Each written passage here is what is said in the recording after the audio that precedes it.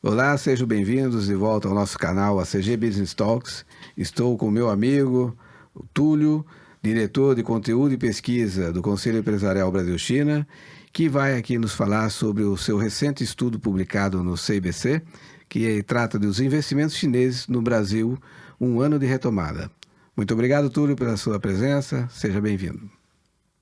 Mas antes, gostaríamos de falar do nosso canal, o ACG Business Talks, que é um canal autônomo criado por nós, sócios da ACG, Consult Group. E o objetivo que nós temos como principal, né, é trazer temas aqui relacionados à economia, doméstica do Brasil, mas também a do mundo, e outros assuntos ligados aos interesses de empresários.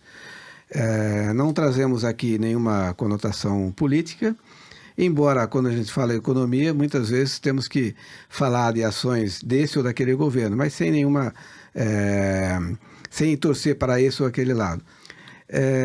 Eu gostaria de pedir ao meu colega aqui de palco, ao Luan, para ele fazer a apresentação do nosso amigo Túlio. Por favor, Luan. Túlio Carriello, diretor de conteúdo e pesquisa do Conselho Empresarial Brasil-China, e desde 2012 acompanha as relações bilaterais nas áreas econômica e política. É autor do estudo Investimentos Chineses no Brasil, Histórico, Tendências e Desafios Globais, tendo assinado outras 6 pesquisas sobre o tema. Em parceria com a Apex Brasil, elaborou estudos sobre oportunidades de comércio e investimentos na China, no segmento de alimentos e bebidas. Na área de advocacy, participou da elaboração de diversos encontros, conferências e reuniões com empresários e autoridades, incluindo ministros e chefes de estados do Brasil e da China. É formado pelo Instituto de Relações Internacionais da PUC-Rio e participou do Visiting Program for Young Sinologists na Chongqing Normal University, na China. Isso aí. Seja muito bem-vindo, Túlio. Obrigado, gente. Fico muito feliz aí pelo convite e ansioso pela nossa conversa aqui. Bem, esse formato aqui, ele vai ser um pouco mais tranquilo, né? Vai ser um bate-papo. Logicamente que nós temos ótimas notícias para passar aqui em razão do seu estudo, mas vamos levar isso aqui num clima de bastante tranquilidade, até porque o Túlio já é nosso antigo aí amigo, nós já tivemos vários encontros em reuniões dentro do CIBC e outros, inclusive aí, alguns eventos internacionais. Bom, Túlio, antes de a gente entrar no assunto principal, que é o nosso tema de hoje, que é os investimentos chineses no Brasil, um ano de retomada, né? Esse tema é exatamente o tema do seu estudo, que foi agora recentemente divulgado aí pelo Conselho Empresarial Brasil-China. Eu gostaria que você falasse do Conselho Empresarial, qual é o trabalho, a atuação institucional, enfim, como é formado. Por favor, Túlio. O Conselho Empresarial Brasil-China é uma instituição bilateral, né? A gente tem 2 seções, uma no Brasil e uma na China, cada uma opera de forma independente. O Conselho foi formado em 2004, né? E um dos principais objetivos que o Conselho tem é justamente criar um ambiente favorável às discussões, né? Que possam favorecer os negócios entre o Brasil e a China e também ter um maior entendimento sobre a China hoje no cenário global, né? Qual que é a presença da China no Brasil, quais são os setores que a gente pode buscar parcerias, intensificar as parcerias que já são bastante fortes, né? A gente vê isso claramente na área de commodities, no agronegócio, por exemplo, mineração. A área de tecnologia tem sido bastante abordada pelo CEBC também, sustentabilidade, são todos temas muito caros à nossa agenda, né? E o objetivo do CEBC é esse. Então, a gente busca sempre diálogo com as empresas brasileiras e chinesas e também com os governos, né? Então, o Conselho costuma atuar muito próximo do Estado brasileiro, né? Lembrando também que o CEBC não é uma instituição partidária. A gente vai debater com sempre o Estado brasileiro, né? Não necessariamente com governos. E é mais ou menos esse o nosso objetivo, né? Assim, resumindo, seria buscar a formação de um ambiente propício ao debate, ao entendimento da China e das relações com o Brasil. Em relação a esse ambiente institucional Brasil-China, a gente sabe que existem diversos eventos, né, multilaterais, bilaterais, e a China, de certa forma, ela toma um protagonismo nisso. Você poderia, por gentileza, aí, comentar um pouquinho sobre a COSBAN e o papel do CABC na COSBAN? Como é que foi esse último encontro, tendo em vista a pandemia, os últimos 2 anos em que ficou muito difícil ter esse contato com autoridades chinesas, com empresários chineses? A COSBAN é um exemplo, assim, que até os próprios diplomatas costumam comentar, né, de uma relação muito institucionalizada que o Brasil tem com o país, né? A relação bilateral Brasil-China ela é muito institucionalizada, é uma das que mais tem esse viés, né? E o CABC tem atuado também na COSBAN. A COSBAN é a comissão de alto nível Brasil-China, né? Que é uma comissão que envolve os 2 estados, né? Então, no fim das contas, é uma comissão estatal, ela não tem um lugar ali de protagonismo do setor privado, por exemplo, mas o CABC sempre atua ali às margens, a gente já foi convidado a participar da COSBAN em diversas ocasiões, o nosso presidente, né, atualmente o embaixador Castro Neves, já deu discursos na própria COSBAN, e o Conselho leva também as autoridades do Brasil, que estão por trás ali da formação da COSBAN, uma mensagem, né, do setor privado, que é importante. Sugestões, né? Exatamente, a gente leva sempre sugestões do setor privado. No último ano, né, aliás, nesse ano especificamente, a gente focou muito na questão de sustentabilidade e tecnologia, né? A gente até lançou um documento que é Sustentabilidade e Tecnologia como base, né, para as relações bilaterais, que tem uma série de sugestões realmente para a agenda bilateral, né? Então, o Conselho sempre busca levar um pouco também da nossa percepção como setor privado para os governos do Brasil e da China, né? Isso é muito importante, né? Porque o governo ele está lá para fazer exatamente o que o que o cidadão precisa, né? E ter um órgão isento, né, que leve as necessidades, né, da empresa em si para o governo, para esse levar ao seu parceiro lá, né, que é o caso Brasil e China, é interessante. E funciona de lá para cá também, né? Porque o Conselho Empresarial do lado chinês também eles atuam junto do governo de lá da China para também dentro do COSBAN os 2 traçarem o que vai ser a agenda dos próximos exercícios, né?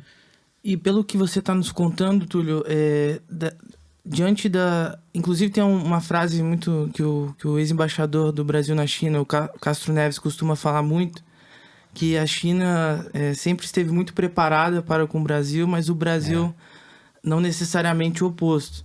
E diante do seu relato, a gente vê que a iniciativa privada tem colaborado muito com a preparação do governo brasileiro nesses encontros. Como que você vê essa performance aí do último encontro e essa ajuda aí do CABC nisso? Não, acho que mais do que falar do último encontro, é muito visível para mim que sim, existe uma assimetria entre as percepções que a China tem do Brasil e a que o Brasil tem da China. Eles estão muito mais bem preparados, né? Eles conhecem muito mais o Brasil do que a gente conhece a China. Isso você vê claramente pelo número, inclusive, de chineses aprendendo português, por exemplo, né? Isso daí, vocês que já foram à China, o Luan que já morou lá, sabe. É muito comum você ver em universidades os chineses aprendendo português, né? Isso aí é realmente muito assimétrico. Mas eu vejo que também nos últimos anos, eu diria talvez nos últimos 10 anos, houve uma grande intensificação do interesse brasileiro também pela China, né?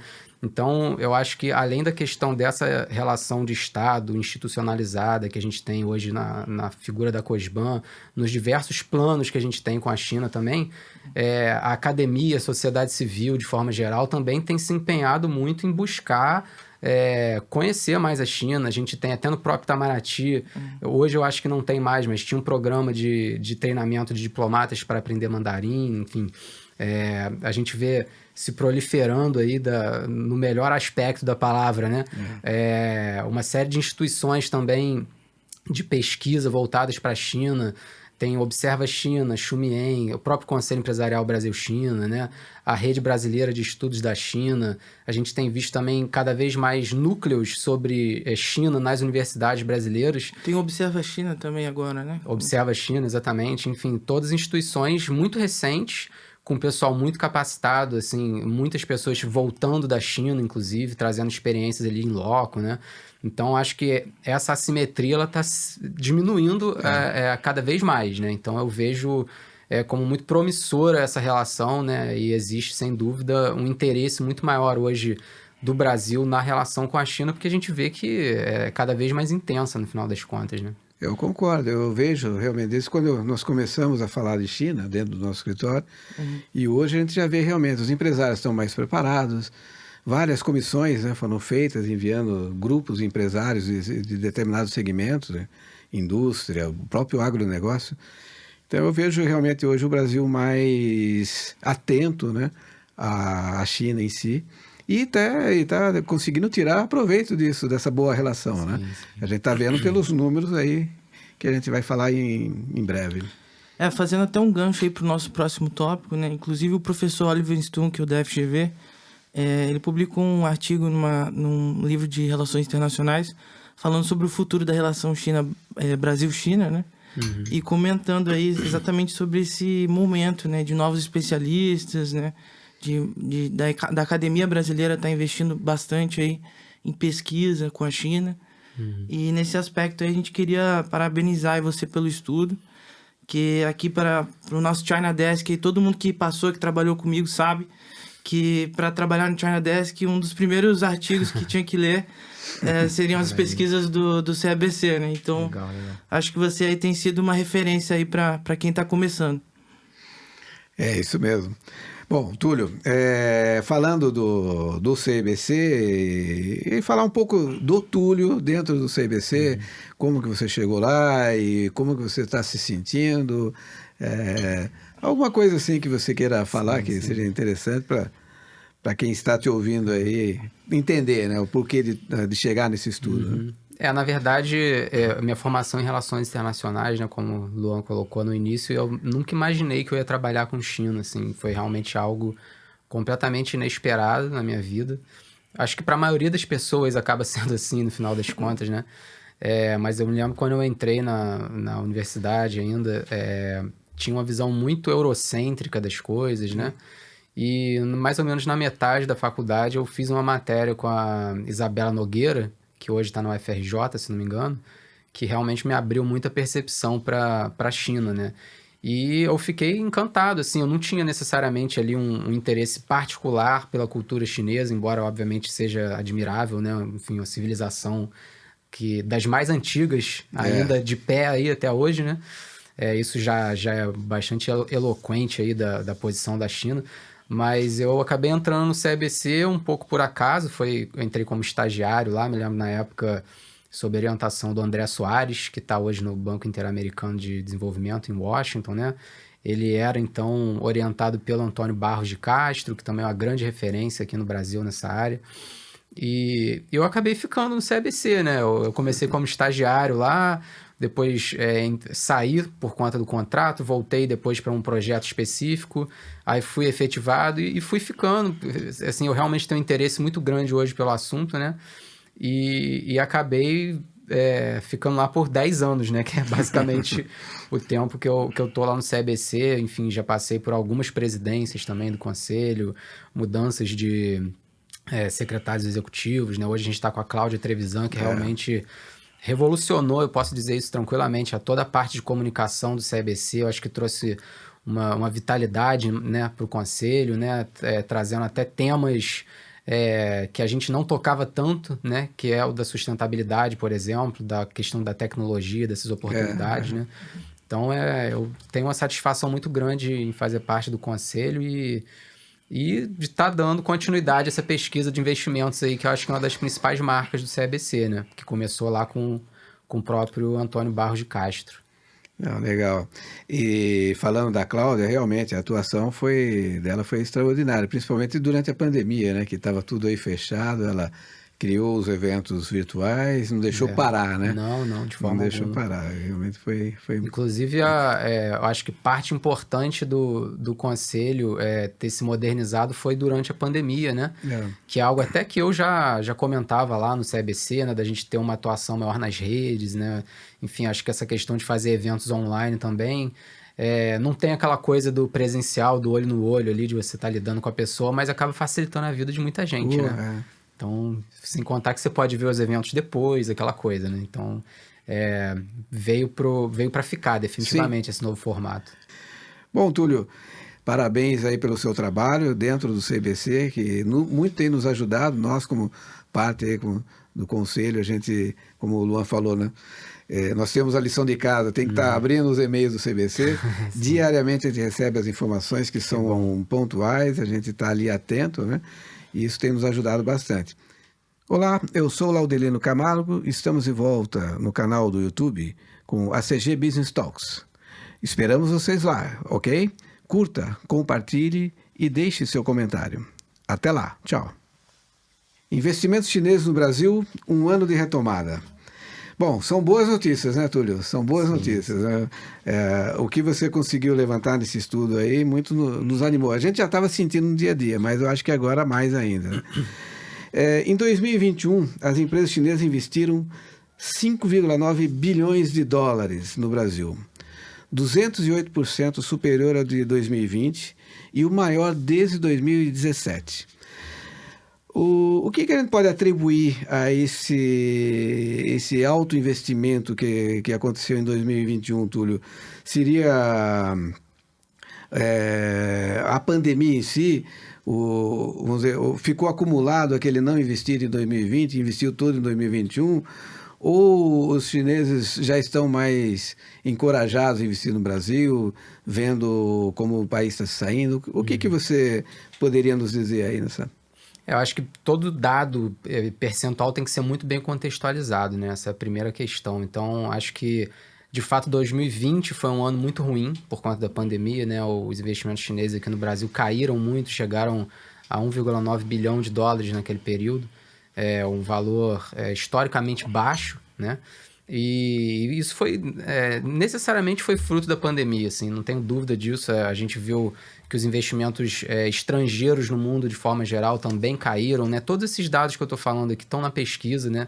São muitas informações, assim, eu acho que vale a pena dar uma olhada ali depois também no dado certinho, mas o fato é que os investimentos do mundo no exterior caíram, os investimentos estrangeiros no Brasil caíram, né? E os investimentos chineses no Brasil também. Então, fez parte ali de uma situação global de queda dos investimentos, né?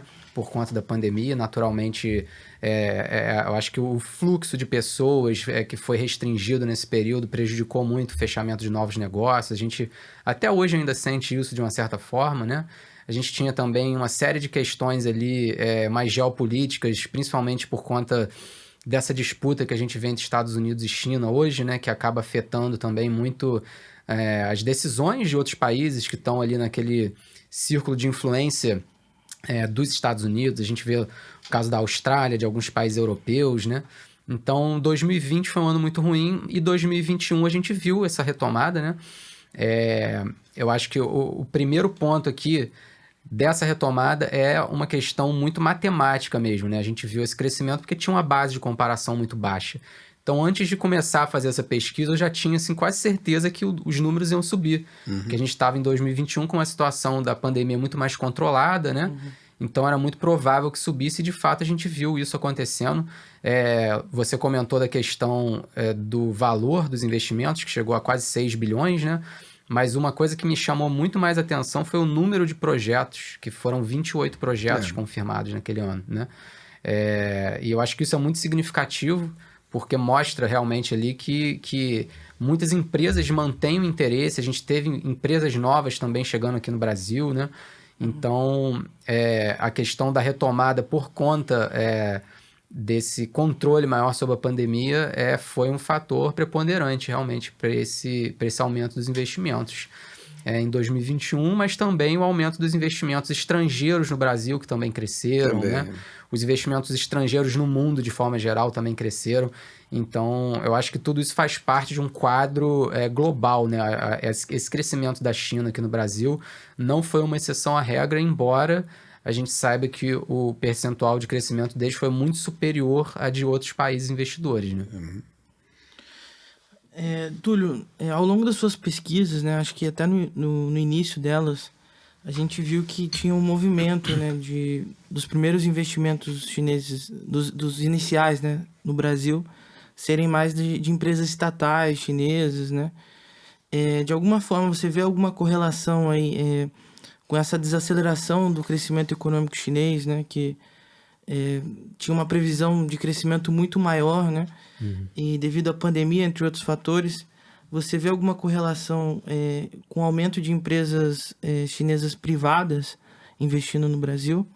Eu acho que é difícil atribuir esse tipo de relação, né? Porque a gente sabe que, por exemplo, algumas das maiores empresas que estão investindo aqui no Brasil são estatais, inclusive estatais centrais, né? É importante fazer essa diferenciação, né? As estatais centrais fazem parte de um grupo seleto ali de cerca de 100 empresas, eventualmente muda um pouco, aumenta ou diminui.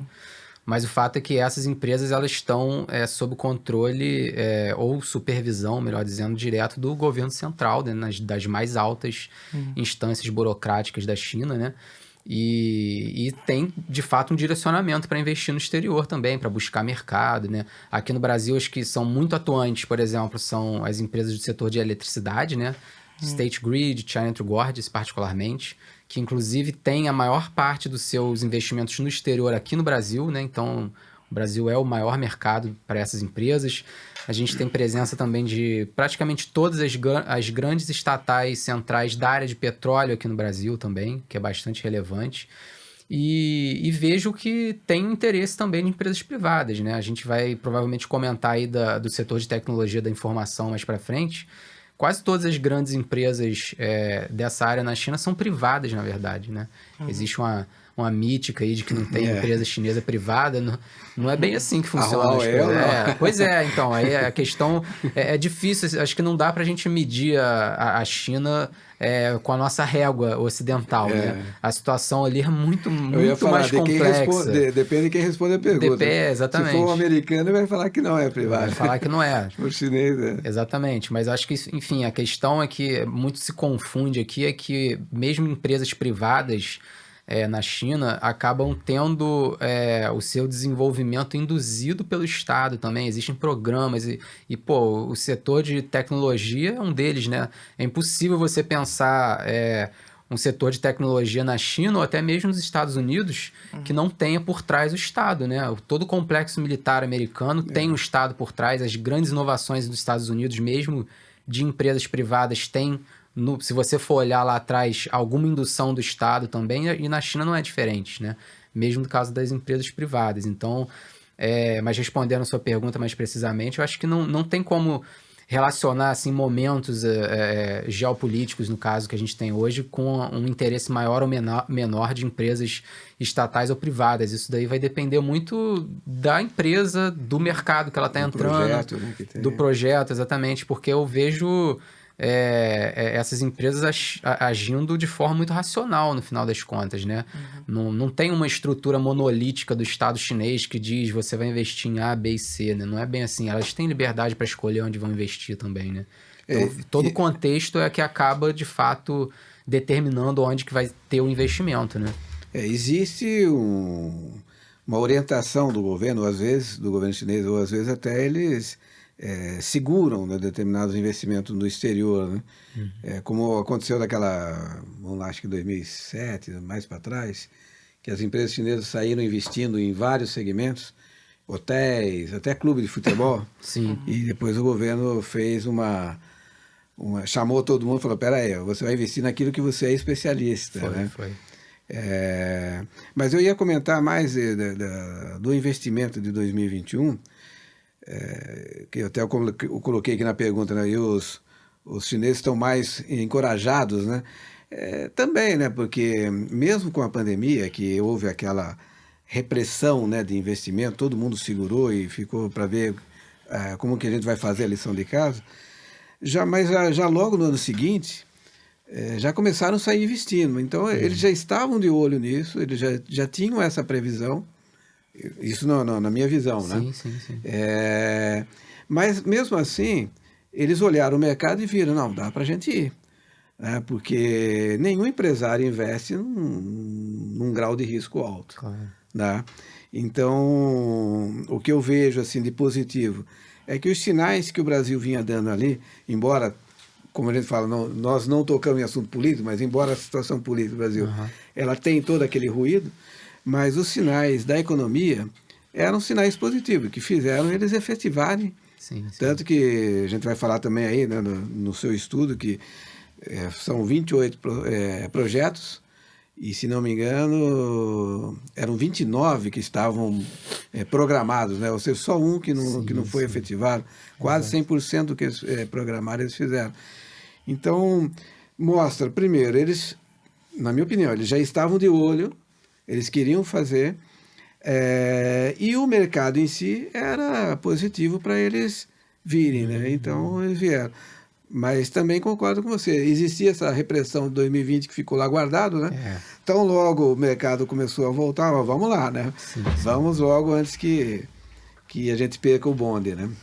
Não, só um comentário também que eu acho importante colocar. Você mencionou muito bem essa questão do tema político, né? No final das contas é difícil não mencionar isso, né? Mas o fato é que, mesmo com esses atritos que a gente viu nos últimos anos, né, tem toda uma série de setores na economia brasileira que tem um interesse estratégico na China e que isso não vai mudar, né? A gente vê isso claramente na área de mineração, na área do agronegócio, né, agrícola de forma geral. E eu vejo que, apesar de tudo, né, eu acho que é inegável a gente dizer que a política externa brasileira hoje, ela de uma certa forma perdeu uma certa relevância, né, que tinha. Mas o fato é que existe desde, assim, é difícil até de mensurar desde quando, mas tem uma certa continuidade, né, da nossa política externa, que sempre foi muito profissional, né, de uma certa forma independente também.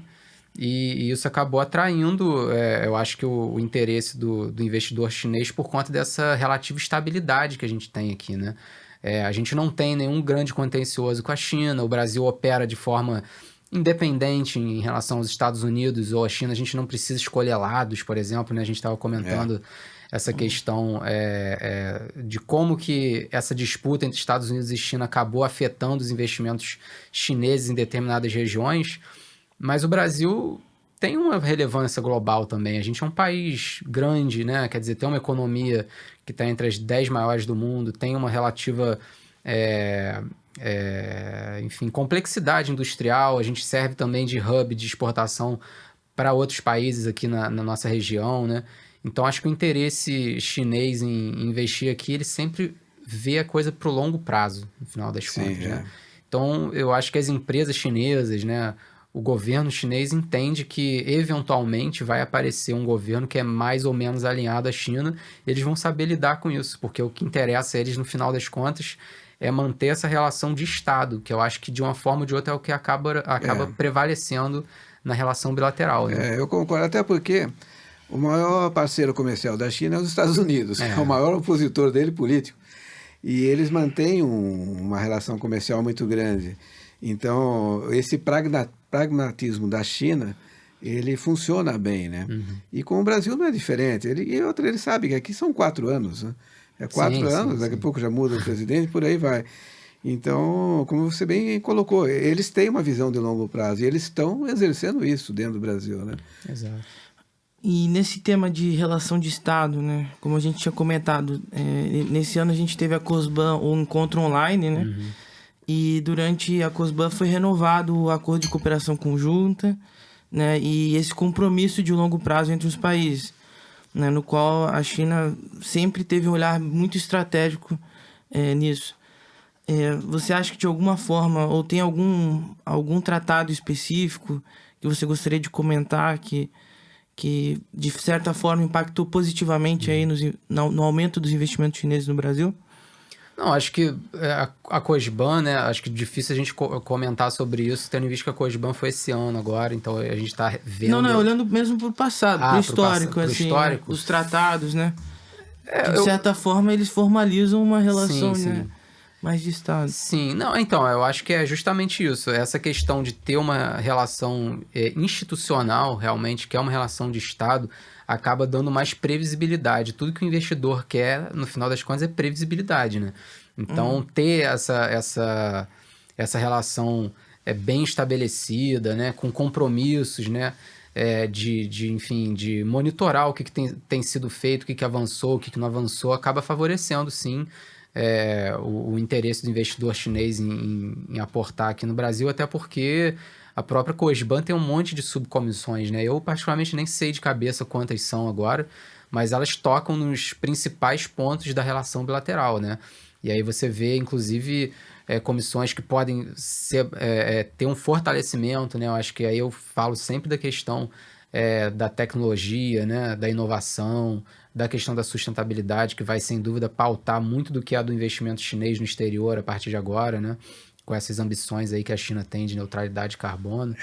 Então, acho que a Cogeban sem dúvida, um mecanismo muito importante para trazer essa questão institucional e de previsibilidade para as relações, né? Então, nesse ponto, eu acho que contribui bastante, sim. Vamos lá para a próxima? Você faz a segunda aí? Dando sequência no... Num panorama geral, você acha que os investimentos feitos aqui no Brasil, principalmente em 2021, eles foram na mesma proporção realizados na Europa, nos Estados Unidos? Sim. Isso você até inovou aí nessa pesquisa, não foi? Sim, sim.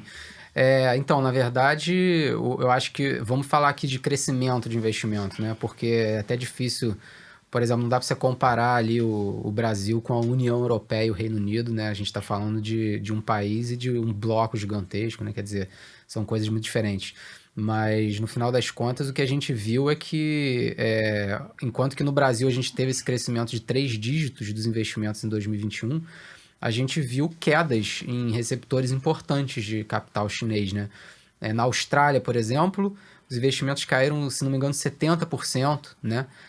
Chegaram nem a 600 milhões de dólares, né? Milhões, né? Quer dizer, é um valor historicamente baixo, né?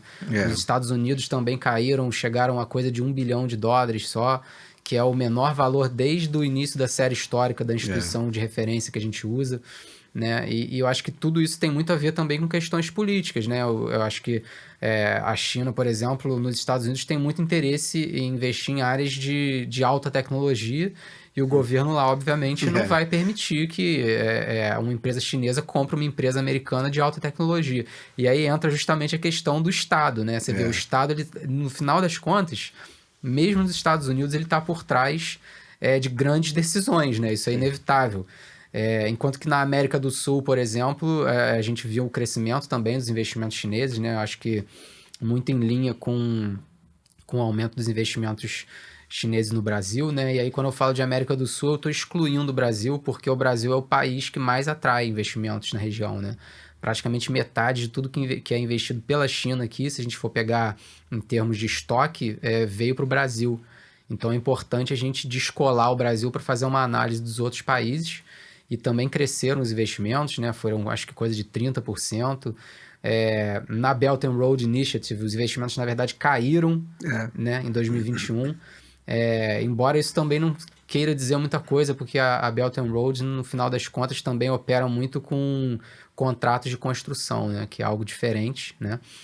Enquanto que o investimento é o dinheiro chinês sendo colocado ali para um projeto, o contrato de construção geralmente é o país que contrata uma empresa chinesa para fazer um projeto doméstico, né? Então, no final das contas, aquilo não é dinheiro chinês. O governo chinês ou o banco chinês financia. Então, eu ia chegar nesse ponto que é importante também de mencionar, que é curioso que, mesmo não sendo um projeto com dinheiro chinês, às vezes tem financiamento de bancos chineses, né? Então, eles estão por trás de uma certa forma também. Mas, de forma geral, acho que o Brasil, pelo menos a gente pegando aí os principais receptores, né, tradicionais receptores de investimento chinês, no mundo ficou muito à frente. Isso aí eu não tenho a menor dúvida. Mas nesse aspecto do Belt and Road, por mais que não seja um investimento direto, né? Como a gente tinha comentado, né? O Estado acaba fomentando, né? E, consequentemente, eu acho que isso impacta. Agora, ainda no tema, né, do Brasil, né, está sendo aí preferido da China, né? Ainda a gente volta àquela primeira questão, né? Será que o Brasil está melhor preparado realmente? Mas também a questão dos chineses, de estarem de longo prazo de olho, né? A gente vê, eu acho que agora estão dando o bote, né? Sim. Mas com certeza, como o próprio Castro Neves sempre falou, né? O chinês sempre sabe o que é do Brasil, né? O brasileiro não sabia o que era da China. Mas a impressão que dá é exatamente isso, que o Brasil acho que já estava no foco da China há um bom tempo. Foi feito o COSBAN, o CLIFAN, né? Nós estamos no BRICS, sim. né? Quer dizer, a China dá um jeitinho de deixar a gente por perto dele sempre, né? Sim.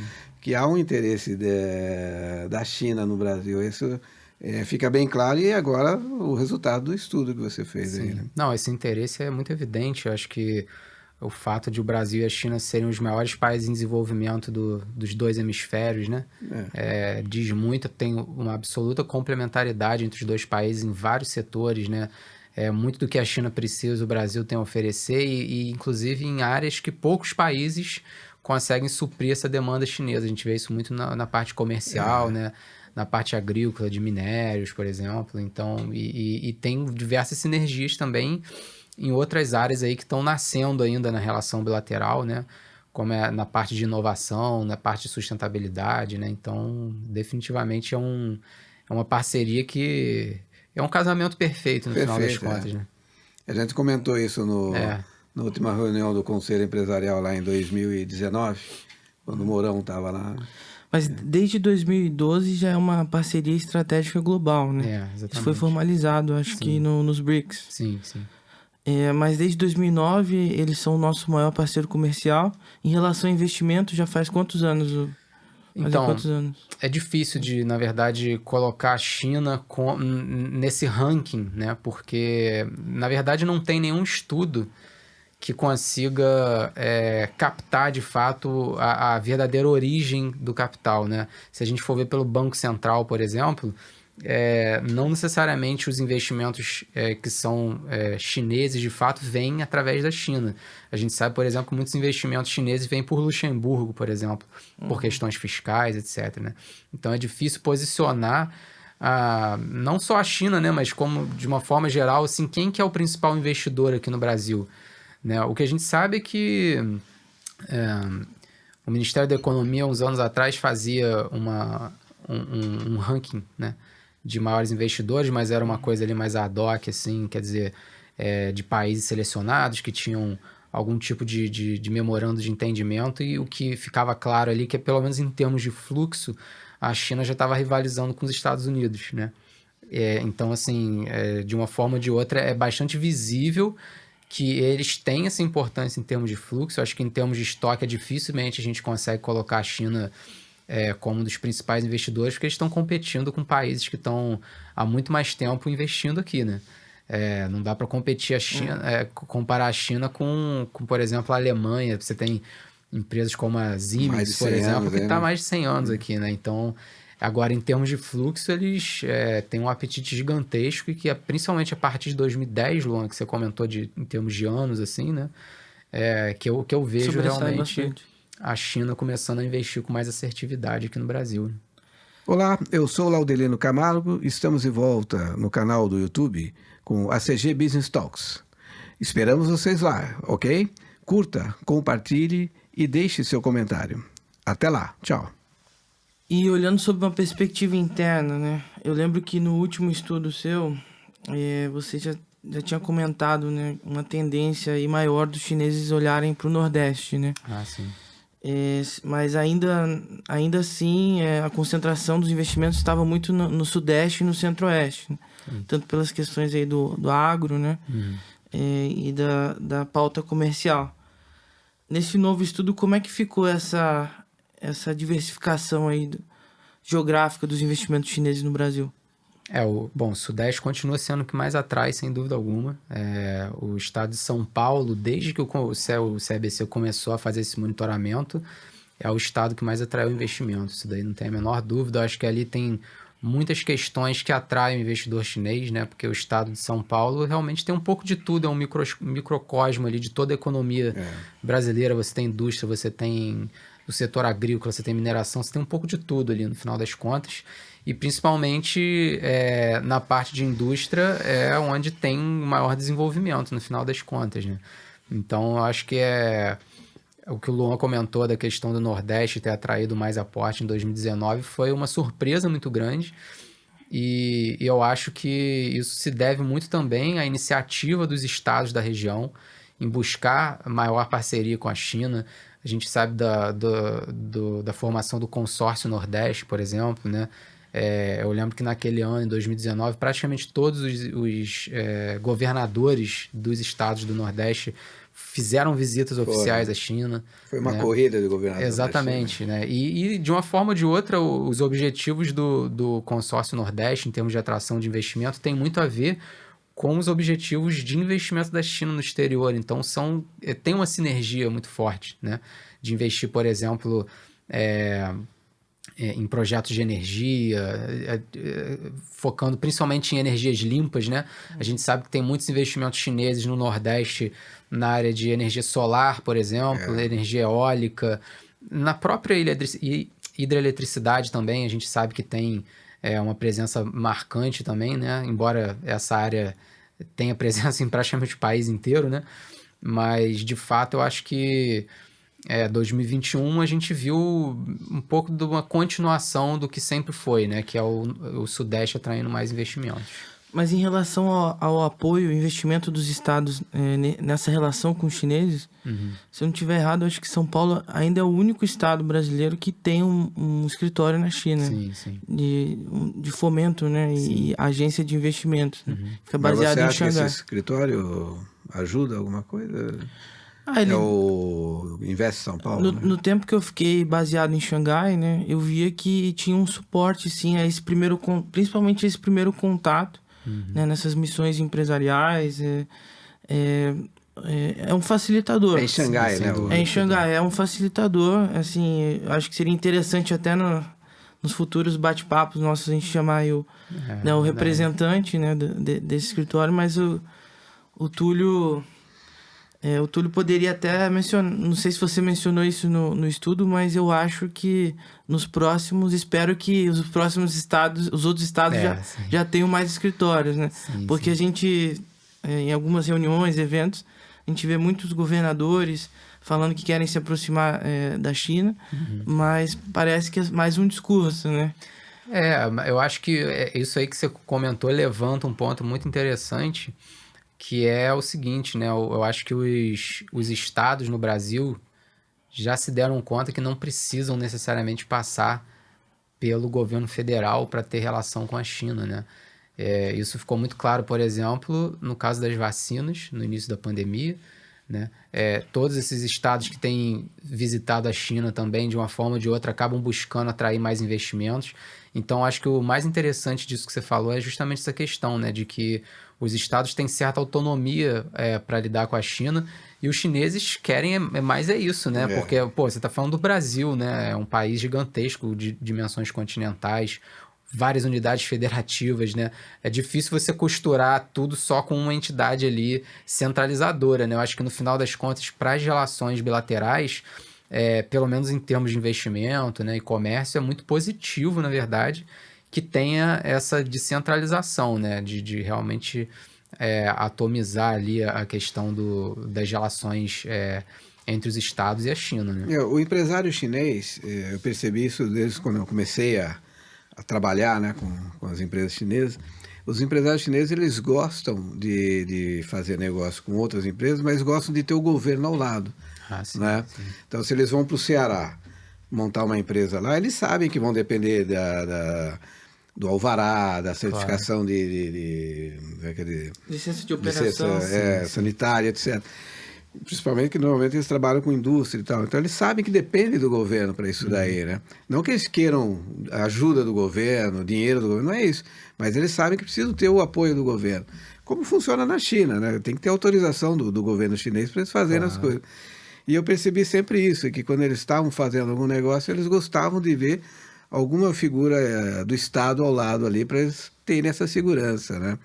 É uma questão, né, que a gente vê isso aí. Do que você comentou dos estados já estarem autônomos, sim, né? Nessa virada que o Luan comentou de 2019, realmente todos os governadores começaram a fazer uma corrida. E realmente isso ajuda bastante vamos dizer, na confiança que o empresário chinês vai ter quando vai investir. Por outro lado, uma coisa que eu ia comentar, até acho que a gente conversou naquele bate-papo nosso lá, Arthur, o Luan, em 2019, ele organizou um evento lá em Washington, junto com a Sul, de empresários americanos e também estrangeiros em geral, asiáticos, né, que estavam lá na região, né, nos Estados Unidos. E o evento foi investimento no Brasil. É engraçado, em Washington, né, falando de investimento no Brasil. E eu comecei a olhar ali e eu via advogados falando, empresários falando do Brasil, de projetos que existem no Brasil, que eu mesmo não sabia. Que são muitos. Depois a gente viu que o governo, o Ministério da Infraestrutura trabalhando, né? Eles já tinham essa informação, né, de que existem esses projetos que não foram agora que nasceram em 2019 com esse atual governo, mas são projetos que já vêm de longo tempo sendo trabalhados. E então eles já sabiam. Talvez isso também ainda reflita naquela questão de por que o Brasil está em evidência.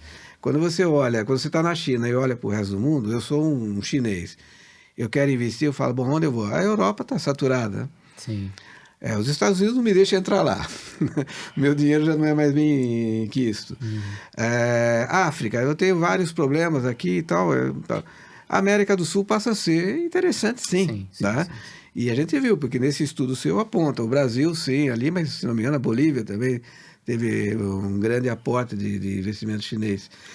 Então, olhando para o mapa mundo, você vê a América do Sul, um destino interessante de investimento. E o Brasil, na minha opinião, é um dos países que mais tem projetos aí de infraestrutura disponíveis para investimento. E aí assanha qualquer investidor, né? Daí também você vê que não foi só a China que investiu bastante em 2021, mas outros países, né? Nesse aspecto, eu acho que a postura do governo federal não que os estados dependam, mas ela pode colaborar sim, né? Não, deve. Porque nos eventos que a gente participou no exterior, a gente viu diversas vezes, né, os secretários do governo federal de infraestrutura apresentando aí os projetos, a lista de projetos de infraestrutura, a PPI, né? E isso traz uma visibilidade, um panorama geral, né, para o investidor estrangeiro, inclusive regional, né? Qual que é o planejamento federal no Brasil em termos de prioridade regional, né? Porque a gente sabe que os números de investimento chinês são sempre muito, muito altos, né? Sim. Então, às vezes, tem estados que têm projetos interessantes aqui no Brasil, mas que financeiramente não é viável para um investimento chinês, né? O porte, né? Sim, e eu acho que é interessante também isso que vocês comentaram da participação do Estado, né? Não só na América do Sul, mas toda a América Latina. A gente tem visto que tem havido uma aproximação muito evidente de países da América Latina, do Caribe, com a China, né? Nesses últimos anos.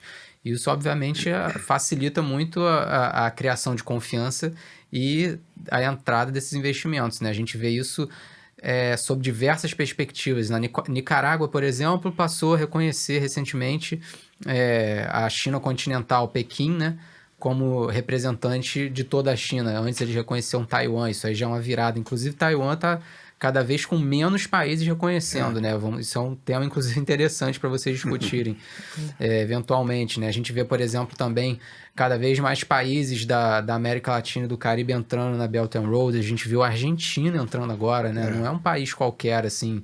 Tem uma relevância, né? Você vê a Argentina entrando. Inclusive, a própria economia argentina hoje já é mais dependente da China do que do Brasil, pelo menos na parte comercial, né? A gente vê que o Brasil e China estão pau a pau ali, às vezes a China até ultrapassa a Argentina. Alguns países Brasil... até acordo de livre comércio, né? Já O Uruguai, por exemplo, está tentando formalizar um acordo de livre comércio com a China, que é algo bem problemático também, né? Porque como membro do Mercosul, não é uma coisa tão simples de ser costurada. Não pode. Então, assim, e a Argentina querendo entrar no BRICS, né? Então, e você vê exatamente a aproximação institucional ali dos estados da região com a China é cada vez maior, né? E isso tem muito a ver também com esse desejo de intensificar a parceria e atrair o que os países querem da China, no final das contas. É dinheiro, né? No final das contas. É comércio, é investimento, é tecnologia, né? Agora, nesse aspecto de investimentos chineses e dependência, né, da economia na relação bilateral, né? Você mencionou aí da Argentina. Tem até alguns artigos aí que nos trazem atenção em relação ao agro brasileiro, porque a gente vê muitas iniciativas internas na China em relação ao desenvolvimento de pesquisa e capacidade produtiva daquilo que eles ainda não produzem o suficiente ou daquilo que eles ainda não têm capacidade mesmo de produzir. E isso acende uma luz amarela, né, para o nosso agro, porque hoje, na nossa pauta aí de exportação, né, a gente também está muito dependente, né, em alguns setores específicos. Então, não sei se você tem algum comentário em relação a isso, mas talvez seja o caso do Brasil também explorar mais a Ásia em geral, né? Sem dúvida. Bom, uma coisa que eu acho que é interessante da gente ver é que os números de exportação para a China são muito superlativos, realmente, né? Então, a gente vê, por exemplo, um crescimento assombroso de exportação de proteína animal para lá, carne suína, bovina e de aves, né? Frango, basicamente. Mas a realidade é que isso não é sustentável no longo prazo por algumas razões. A primeira delas é que, mesmo a gente exportando muito para a China, né, hoje esses 3 produtos aí que eu comentei estão no top 10 ali de maiores exportações do Brasil para a China. Mas o fato é que eles são praticamente autossuficientes em carne bovina, em carne suína, em carne de frango. Carne bovina não, né? Eles realmente, acho que chega a coisa de 90%, mais ou menos. Mas o fato é que eles têm essa dependência, assim, ainda de importações, né? Mas que a realidade é que eles produzem muito do que eles consomem, né? E tem essa busca também, assim, da China por uma maior autossuficiência na parte de alimentos, né? Alguns setores, eles realmente não querem ser autossuficientes, soja, por exemplo, eles vão continuar importando, né? Até porque eu acho que não faz sentido para eles usar o espaço deles, né? As terras aráveis ali, agricultáveis, para plantar soja. O que o chinês quer plantar mesmo é hortaliça, alimento, né? Para eles, alimento para eles, não para o bicho, no final das contas, né? Mas é isso que o Luan comentou, eu concordo, né? Eu acho que a gente tem hoje, na Ásia, um mercado que também está em ascensão, né? Todo o Sudeste Asiático ali em ascensão, com economias muito vibrantes, né? Tem pessoas que, enfim, estudiosos que até comentam do Vietnã, por exemplo, né? Que de uma forma ou de outra é muito semelhante à China, obviamente guardando todas as proporções. O Vietnã não é assim, geograficamente falando, muito pequeno comparado à China, mas passa por um processo de abertura, de atração de investimento, né? E de, consequentemente, enriquecimento da população, né? Então, uma população que vai começar a consumir mais proteína animal, né? Produtos industrializados. Eu acho que é aí que é realmente o setor em que o Brasil pode ser mais competitivo na Ásia como um todo e não só no mercado chinês, né? Porque eu já comentava há algum tempo, né?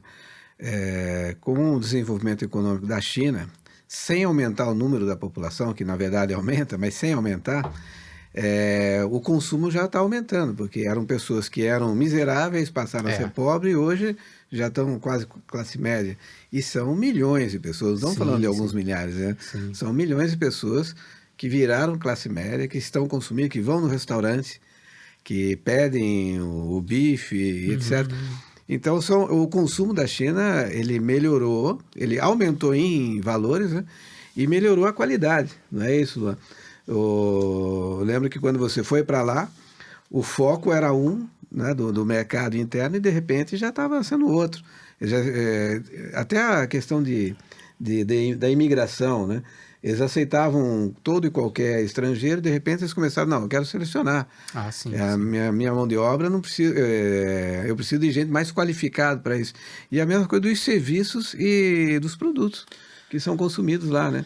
Eles melhoraram a qualidade deles, né? Sim, sem dúvida. No mundo pós-pandemia, a gente ainda tem verificado bastante qual que vai ser a tendência, né? Porque a China reabriu, Não, mas ainda... tropeçou todo mundo, né? Ainda não, a gente não tem muita certeza do que vai acontecer. Como representante da Associação de Empresas Brasileiras na China, né? O que eu tenho acompanhado é que muitas empresas estrangeiras, inclusive principalmente brasileiras que estão lá, têm saído nesse momento, né? Por uma questão aí de uma certa insegurança e a diminuição do consumo interno, né? Mas, por outro lado, eu acho que a relação Brasil-China ela tem dado passo para frente, né? No sentido positivo, até porque, como você comentou, quando eu fui para a China, a gente tinha um objetivo de diversificar a pauta de exportação. Hoje, a gente já tem colocado isso em prática, né? A gente viu que nosso governo, aí, com a ajuda aí de instituições como o Conselho Empresarial, entre outras, nesse meio de relações internacionais, tem colaborado aí com essa pauta. Isso foi conquistado aí, inclusive, na COSBAN, né? Então, mas você fala, a pandemia, ela fez todos os países do mundo tropeçarem, né? Todos. Você vê agora a Inglaterra com problemas, já estão até sinalizando aí que vão haver controles por parte dos governos da Europa no uso e consumo de gás. Sim. Né? As prateleiras estão vazias, enfim, eles estão sofrendo. Nós até aqui no Brasil, acho que a gente já esqueceu a pandemia. É que volta e meia de trás desse assunto, mas no dia a dia você vai para o supermercado, tem tudo que você quer. A gasolina nossa está mais barata, a inflação nossa está caindo. Até nós estamos assim fora do contexto global, né? Os Estados Unidos estão lá com inflação histórica, a Europa e a China, inclusive. Até como eles falam, o gigante asiático está com problema. Mas vamos lá, passado esse pós-pandemia, a população chinesa ela está mais rica. A gente vem falando aí que ela veio crescendo e crescendo em termos de remuneração. Ela vai consumir mais, como você falou. Ela vai consumir mais proteína animal, ela vai consumir outros produtos, que inclusive o café, o açaí que foi levado para lá, né? Então vai diversificar. O consumo desse país ele é significativo para todo mundo, né? Porque eles consumiram mais café, açaí, doce e outros produtos que sejam que nós aqui ocidentais consumimos, eles estão querendo fazer isso também. Isso vai aumentar o comércio mundial de todo. Mas eu concordo com o Túlio. A preocupação maior do governo chinês é a segurança alimentar. Isso é ponto número 1 das pautas deles, né? Então eles vão querer ser autossuficientes em determinados produtos, né? Que aí algumas exportações nossas devem diminuir, mas talvez a gente ganhe em outros lados, né? Agora, um aspecto que aumentou bastante a visibilidade do Ocidente em relação à China foi o desenvolvimento tecnológico chinês. Para a gente que vem acompanhando a China aí nos últimos anos, a gente conhece bem, né? Visitou diversas cidades, participou de alguns eventos, mas o Ocidente enxergou isso claramente durante a pandemia, né? Sim. Que as empresas chinesas de tecnologia se sobressaíram bastante. Será que o Túlio poderia comentar um pouco em relação aos investimentos aí na área de tecnologia aqui no Brasil? Como é que ficaram? Inclusive desse estudo, né, que você fez, qual que foi os segmentos que destacaram aí, né, Não, sem dúvida, eu acho que esse setor de tecnologia da informação foi um dos mais interessantes de observar nesse último estudo, né? A gente viu que desses 28 projetos que foram concretizados, 10 foram do setor de tecnologia da informação, né? Ou seja, mais de 1/3 dos projetos nessa área. Se a gente for pegar toda a série histórica de 2007 a 2020... foram 12 projetos no total em tecnologia da informação, ou seja, só no ano passado a gente teve quase o equivalente ao valor somado até 2020. Isso é muito significativo. Eu acho que tem a ver também com essa maior Enfim, com essa necessidade que a gente tem hoje, por conta também da pandemia, né, de estar mais conectado, né? Isso acabou abrindo uma série de oportunidades em toda essa área de tecnologia da informação. E a gente vê empresas, tanto empresas que já investiam aqui no Brasil, como a Tencent, por exemplo, fazendo novos projetos. Tem a Ant Financial também fazendo projeto aqui. Tem uma outra que eu não conhecia particularmente, uma chamada MSA Capital, que é também chinesa, investindo nessa área de fintechs, por exemplo. Então, eu acho que esse setor, e isso eu já comentava em outros trabalhos do CABC sobre investimentos, que a minha expectativa é que esse setor seria um dos que mais atrairia projetos em determinado momento, né? A gente viu isso acontecendo com muita clareza agora. Isso sem contar dos projetos que a gente não fica sabendo, né? Porque, como, enfim, a gente também tem limitações ali para poder chegar ao investimento, né? Saber detalhes e tudo. Tem empresa que não quer falar, natural, né? Tem empresas que atuam ali muito discretamente também, não querem muito aparecer. Então, o fato é que esse setor, definitivamente, para mim, é um dos que mais tem potencial para crescer, né? E o outro segmento que foi no ano passado, a gente teve, na verdade, a maior parte dos projetos foi para o setor de eletricidade, o que foram 13 projetos em eletricidade. Não é muita coisa no final das contas, né? Porque, enfim, acho que a gente já está vendo projetos em eletricidade no Brasil desde 2012, praticamente. Então, e quase sempre esses projetos são os que lideram, né? Na área de eletricidade. Então, não é uma novidade. Agora, essa ascensão de tecnologia da informação, sim. Se a gente for ver por valor, por exemplo, o setor de petróleo atraiu 85% do valor, o que é muito, né? Mas, mais uma vez, empresas chinesas dessa área já investem no Brasil, já estão, enfim, já tem uma maturidade aqui, né, considerável. Então, não é uma novidade. Agora, essa questão do setor de tecnologia da informação, sim, eu acho que é uma novidade para essa pesquisa e é algo que tem potencial para continuar crescendo. Inclusive, eu já vi, assim, já comecei a trabalhar na pesquisa para esse ano corrente, 2022. Sei que já tem alguns investimentos novos também nessa área de tecnologia da informação, né? E eu acho que esse é o caminho que a gente vai começar a ver agora, né? Interessante. Pode falar, Luan. Não, eu ia falar que na questão de empresas de tecnologia, além da dificuldade em si da pesquisa, né, da metodologia que você comentou, né, investimentos não é algo fácil de compartilhar, né? Tem muita informação confidencial, entre outros, mas até os bancos mesmo, né? Sim. Mas na relação na tecnologia em si, muitos produtos, muitas empresas, às vezes elas são baseadas no exterior, mas elas têm um certo tipo de atuação, né? Porque a internet, a tecnologia não tem um limite, né? Obviamente, a gente vê aí que vários governos têm regulado, têm regulamentado, olhando pelo lado positivo, né, da coisa. Mas eu acho que você vai ter bastante dificuldade aí em fazer essa pesquisa. Tá na nuvem, né? Não tem a menor dúvida, cara. Vai contratar um programador para te ajudar. A gente, enfim, lá atrás, quando começou, a gente basicamente fazia um acompanhamento diário nos jornais, né, para ver o que tinha de notícia e entrava em contato com as empresas. Hoje a gente já acessa outras bases de dados, né? Enfim, tem empresas também que já estão investindo há muito tempo aqui, que eu já tenho ali um canal aberto, então eu já entro em contato com elas no início do ano para perguntar, e aí, teve coisa no passado, não teve, né? Manda um balanço aqui. Basicamente isso, né? E funciona até certo ponto, né? Mas a gente sabe, isso eu coloco bem claramente ali, a gente é bastante transparente em relação a isso, que essa pesquisa, assim como qualquer pesquisa sobre investimento, tem limitações, assim, né? É muito diferente, por exemplo, de você lidar com comércio, que você consegue... O próprio governo, né? O Brasil tem um sistema ali, o Comex Stat, né? Que é coisa de primeiro mundo, né? Você vê ali, todo mês está tudo atualizado, bonitinho. Isso aí já é antigo, na verdade. Antigamente chamavam de Alice Web, depois... Mas melhorou bastante. Melhorou bastante, tem parceria com a Apex agora, né? Eu acho que tem. A Apex também tem um monitoramento deles.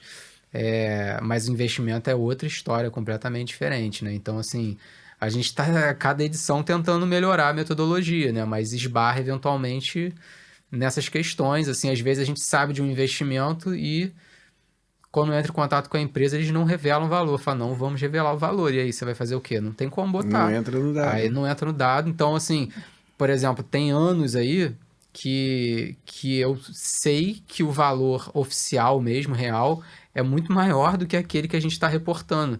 Porque a empresa, às vezes uma empresa grande que fez o investimento não revela de jeito nenhum o valor do aporte, entendeu?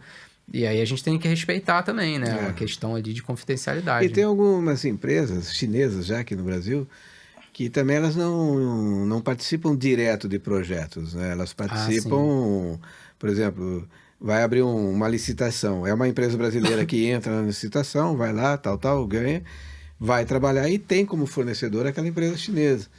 Então, é um projeto, é uma coisa nova acontecendo, mas ali no balanço da empresa não existe investimento nenhum, a não ser ela vendendo. Sim. Né? A não ser ela vendendo. Então... Sem contar as empresas que são chinesas e a gente não sabe, né? Porque tem por exemplo, a Syngenta é uma empresa chinesa hoje, né? Quer dizer, foi comprada, se não me engano, pela ChemChina, um dos maiores investimentos, assim, uma das maiores fusões e aquisições da história. E às vezes você vê, Syngenta vai investir num país e no final das contas aquilo ali é um investimento chinês. Pirelli é uma empresa chinesa que foi comprada pela China. A Volvo, comprada pela China, não sei se integralmente, inclusive a Camila, minha colega lá no CABC, tá pesquisando isso direitinho, mas eu sei que a Geely, que é uma empresa chinesa de automóveis, também comprou pelo menos parcialmente aí parte da Volvo. Então tem muitas empresas que a gente conhece, que são originais aí da Europa, por exemplo, que já são empresas chinesas e a gente, no final das contas, não fica nem sabendo, né? Porque aquilo ali é uma coisa, ele não muda a logo, não muda nada. Mas quem controla mesmo é uma empresa chinesa, né? Bom, a gente tem muita coisa aí para falar, Túlio. Como é que tá nosso tempo? Nossa diretora já não tem mais tempo. Você quer comentar alguma coisa a mais? Não, eu ia pro encerramento, mas se você tiver aí alguma... Não, vamos no encerramento. Vamos deixar... Você quer falar? É importante ressaltar também aqui a importância da sua pesquisa, né? Que ela tem um reconhecimento institucional, né, pela China, né? Nesse último... Na ata de reunião aí da COSBAN, você vê que ambas autoridades do Estado, brasileiro e chinês, reconheceram aí o papel do CABC, né, como fomentador aí, empresarial e também das pesquisas. Então, mais uma vez aí, gostaria de parabenizar pelo estudo e agora eu passo a palavra aí para... Bem, Túlio, mais uma vez, obrigado aí pela sua presença, por aceitar o nosso convite. Um prazer, e vir reabrir o nosso canal, a CG Business Talks. Parabenizar por esse trabalho seu, que realmente vem evoluindo a cada ano, como você bem coloca aqui no seu estudo, né? Você fala da forma, da dificuldade que existe dessa pesquisa, mas sempre você consegue nos fornecer bons dados, boas orientações, que com base nisso, muitas empresas tomam decisões também. Então, isso é muito importante para nós, empresários, nós que estamos trabalhando no meio, né, como consultores, e deixa sempre o CIBC em real evidência dentro do mercado. E eu gostaria que você fizesse as suas colocações finais e falasse para as pessoas que forem nos assistir como teriam acesso ao seu estudo, né? Me parece que ele está disponível gratuitamente no nosso site, o cabc.org.br. Tá inclusive lá no banner, assim, você vai entrar, já vai aparecer, só clicar e baixar. Se botar também investimentos chineses Brasil no Google, vai aparecer a pesquisa, então já logo na primeira tem página. Tem estado na mídia aí, toda brasileira. Aí, né? É bem fácil de achar. Mas, enfim, queria agradecer vocês aí, né? Enfim, Assistencial também é associado do CABC, a gente tem o privilégio de ter vocês ali também contribuindo com esse debate, né? Que, sem dúvidas... enfim, tem muito a acrescentar, diferentes visões, a gente tem empresas de vários setores, né? E eu acho que é isso, assim, a gente também tem atuado bastante nas redes sociais, eu acho que é legal também de comentar isso. O CABC tá no Twitter e no LinkedIn, né? Só botar lá Conselho Empresarial Brasil-China, vai achar a gente. tem publicações diárias, ali a gente também fala sobre os nossos eventos, né? Enfim, sobre as publicações. A gente compartilha notícias todos os dias sobre o que está acontecendo na China, nas relações bilaterais, né? E, mais uma vez, agradecer a vocês pelo convite aí. E espero que a gente possa continuar aí conversando eventualmente em novas oportunidades. Com certeza. Teremos novos convites para fazer para você. Aproveita aqui para entregar um presente aí para você. Pô, Luan, obrigado. Fico honrado aí com esse presente, com certeza vai entrar para minha lista de leitura aí, ó. É só você ganhou, viu, Túlio? Eu aqui não ganhei esse livro, rapaz, né? vai ter que comprar. Bota aí onde Eu compra. posso ver pelo menos a capa? Aqui, ó, esse aqui é o nosso, mas isso aí é de um projeto aí que surgiu do Centro de Pesquisa de Direito Global da FGV de São Paulo, sob a coordenação da professora Michele e do Fábio. Bacana E tem demais. artigos aí de diferentes áreas aí, né? Diferentes eixos da relação Brasil-China, pautada inclusive aí no acordo de cooperação conjunta, né? Nessa divisão que tem de área comercial, tecnológica. Inclusive tem 2 capítulos aí na área de investimento, que eu acho que vale a pena você dar uma olhada.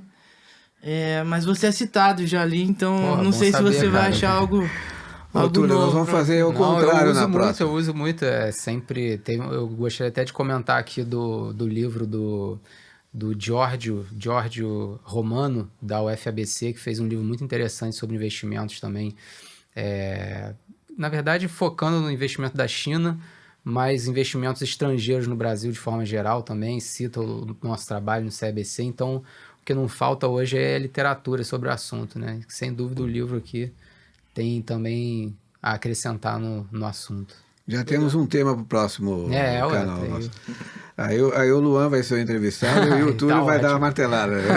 Né? Inclusive o capítulo aí que eu colaborei é sobre a cooperação científica e tecnológica. Aí, né? viu? Sobre o que a gente estava falando aí, ó. Então, Com certeza. é o futuro. Esse é o futuro. Bom, muito bem. Muito obrigado, Túlio, mais uma vez. Obrigado, Luan, pela sua belíssima participação. Obrigado a todos que participaram aqui, a dona Laura, a dona Maria Inês, que participaram na estrutura de todo esse evento. Ao meu amigo Rodrigo aí, que está coordenando aí as câmeras, né? E tchau.